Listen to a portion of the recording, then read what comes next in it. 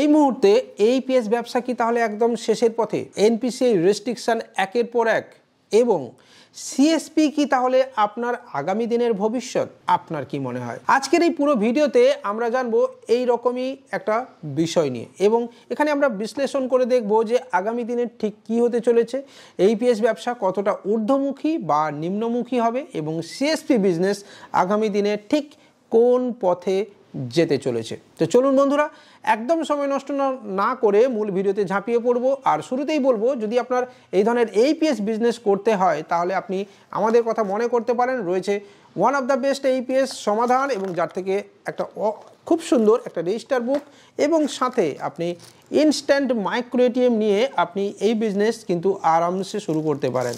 কারণ ভিডিওর বাকি অংশে যেটা বলবো সেটা শুনলে আপনিও হয়তো চমকে উঠতে পারেন। তো চলুন শুরু করা যাক।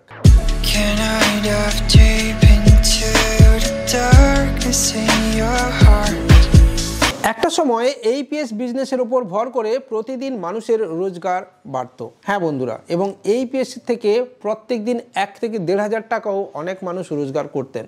আজকের ডেটে কি তাহলে সেটা বন্ধ হয়ে গেছে? না, আজকের ডেটেও অনেকেই কিন্তু 500 থেকে 1000 টাকা এইপিএস থেকেই রোজগার করেন এবং আজকের ডেটেও অনেক মানুষের মূল ইনকামের জায়গা কিন্তু এইপিএস। তবে এইপিএস এর কিছু পরিবর্তন এবার ধীরে ধীরে আমরা দেখতে পাচ্ছি। আরও কিছু রেস্ট্রিকশন, আরও সুন্দরভাবে এইপিএস ব্যবস্থাকে তুলে ধরতে চাইছে গভর্নমেন্ট। না, এইপিএস ব্যবস্থা কিন্তু একদম সম্পূর্ণরূপে বন্ধ হয়ে যাবে না। এইপিএসকে নতুনভাবে আপগ্রেডেশন করে দেওয়া হবে ইউপিআইতে।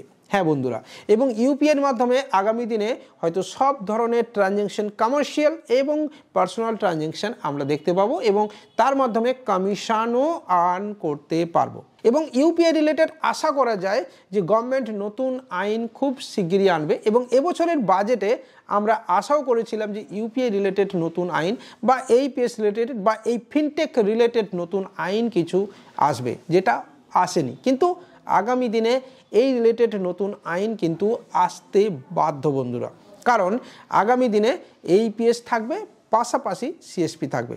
আর এই এইপিএস প্রসঙ্গে আপনাকে তো আগেই বললাম, মাইক্রো এটিএম এবং তার সাথে থার্মাল প্রিন্টার এবং বেস্ট এইপিএস আইডি নিয়ে আপনি কিন্তু আপনার নিজের বিজনেসকে এগিয়ে নিয়ে যেতে পারেন বন্ধুরা, সমাধানের সাথে। তো দেখুন, সিএসপি এই মুহূর্তে সব ব্যাংকের দিচ্ছে। স্টেট ব্যাংক হোক বা পাঞ্জাব ব্যাংক হোক বা আইডিবিআই হোক বা ব্যাংক অফ বরোদা হোক, ইউকো হোক বা ব্যাংক অফ ইন্ডিয়া হোক বা গ্রামীণ বিকাশ ব্যাংক মানে বঙ্গীয় গ্রামীণ বিকাশ ব্যাংক বা central bank, bank of Maharashtra, Punjab and Sind bank থেকে শুরু করে সব ব্যাংকেরই দিচ্ছে।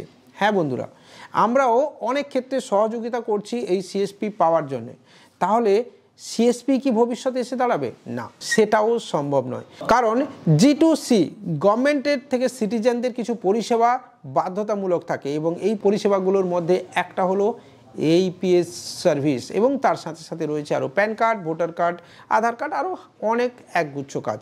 তাই cyber cafe business, AEPS business, fintech industry parallelly চলবে সিএসপির সাথে সাথে। তার সাথে সাথে এটাও বলি যে সিএসপি কিন্তু সংখ্যা বাড়বে এবং যে সিএসপি ওনাররা আজকে সিএসপি নিচ্ছেন তারাও কিন্তু এইপিএস এর আইডি নিয়ে রাখবেন তাদের বিজনেসকে আরও বড় করার জন্য। হ্যাঁ, এখানে একটা সূক্ষ্ম বিজনেস বুদ্ধি লুকিয়ে রয়েছে। যার নামে সিএসপি রয়েছে বা তার নামে আইডি না নিয়ে তার বাড়ির কারুর নামে, যেমন ওয়াইফের নামে, বাবার নামে, মায়ের নামে, ভাইয়ের নামে সে এইপিএস বিজনেস কনস্ট্যান্টলি কিন্তু করে যাচ্ছে। আজকের ডেটে আপনি যদি আমার কথা বলেন, সারাদিনে 10 থেকে 12টা এইপিএস এর নতুন আইডি আমি যে ক্রিয়েট করি সেটা আমি দেখতে পাচ্ছি।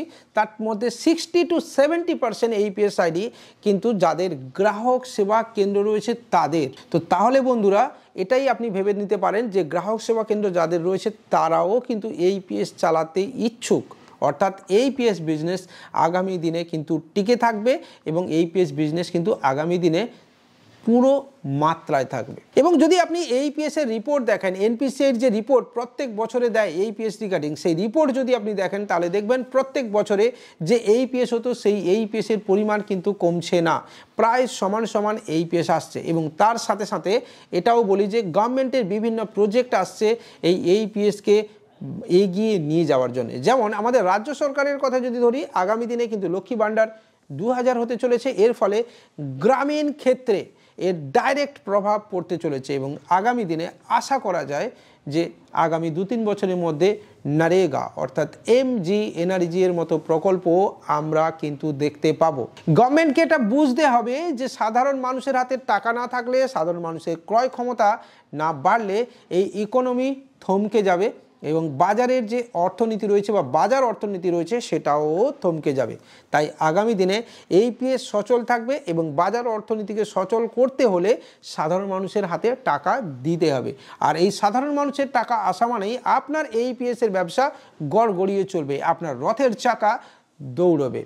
তাই APS ব্যবসা এবং CSP বিজনেস দুটো পাশাপাশি চলবে। তাই APS এবং CSP যে কোনো বিজনেসের জন্য আপনি আমাদের সাথে যোগাযোগ করতে পারেন, হেল্প নিতে পারেন এবং আমাদের টেলিগ্রাম চ্যানেল এবং হোয়াটসঅ্যাপ চ্যানেলেও জয়েন করতে পারেন।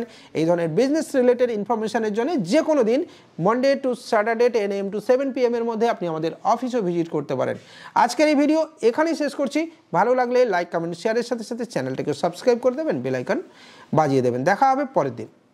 বাই।